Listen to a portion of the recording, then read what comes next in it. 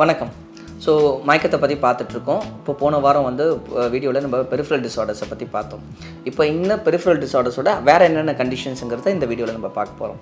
So மீனியஸ் disease அப்படிங்கிறது ஒரு condition நான் சொல்லியிருந்தேன். அதுவும் ஒரு கைண்ட் ஆஃப் பெரிஃபரல் டிஸார்டர்ஸ்.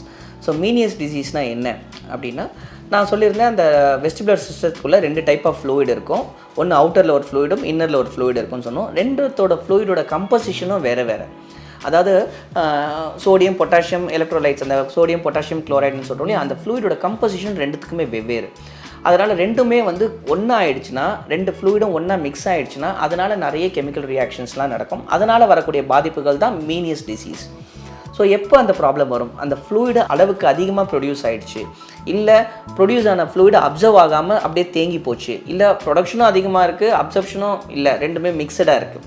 இந்த மாதிரி ரீசன்ஸில் வரக்கூடியது தான் Meniere's disease. Over flow of the fluid அப்படிங்கிறது அதிகமாக ப்ரொடியூஸ் ஆகிடணும், இல்லை அப்சர்ப்ஷன் கம்மியாகிடணும். அதனால் அளவுக்கு அதிகமான ஃப்ளூயிட் உள்ளே சேர்றதுனால அந்த இடம் என்ன ஆகும், ஃப்ளூயிட் பலூன் ஊதுற மாதிரி தான், ஊதி ஊதி ஊதி ஊதி பலூன் ஒரு ஸ்டேஜில் என்ன ஆகும், காற்று போனோன்னா வெடிக்கிற மாதிரி அந்த ஃப்ளூயிடில் இருக்கிற அந்த மெம்பரேன் ரப்ச்சர் ஆகி 2 ஃப்ளூயிடும் மிக்ஸ் ஆகிடுறது. மிக்ஸ் ஆகிடுச்சுன்னா இந்த கம்போசிஷனும் அந்த ஃப்ளூயிடோட கம்போசிஷனும் ஒன்றா சேரும் போது நிறைய ரியாக்ஷன்ஸ் நடந்து அங்கே இருக்கிற நர்வ்ஸ் எல்லாம் டேமேஜ் பண்ணிடும். என்ன மாதிரி நர்வ்ஸ் எல்லாம் அங்கே இருக்குது? ரெண்டு டைப் சொல்லியிருந்தேன். ஒன்று பேலன்ஸ் சிஸ்டம், இன்னொன்று இயரிங் சிஸ்டம்.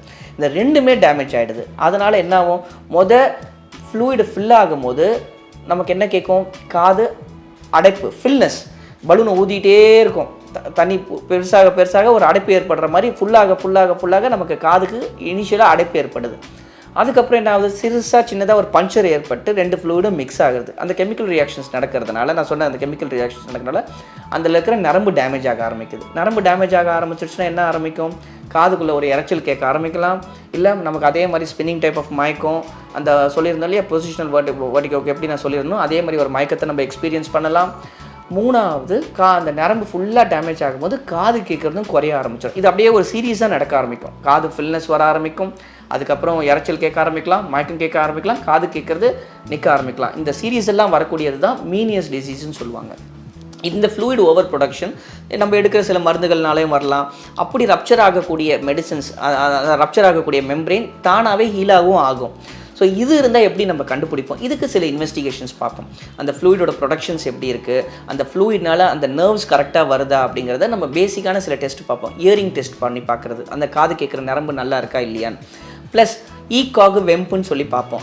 அந்த ஈகாக் வெம்ப் விஎன்ஜி 3 விதமான டெஸ்டிங்ஸ் இருக்குது இந்த காதோட இதை தெரிஞ்சுக்கிறதுக்காக.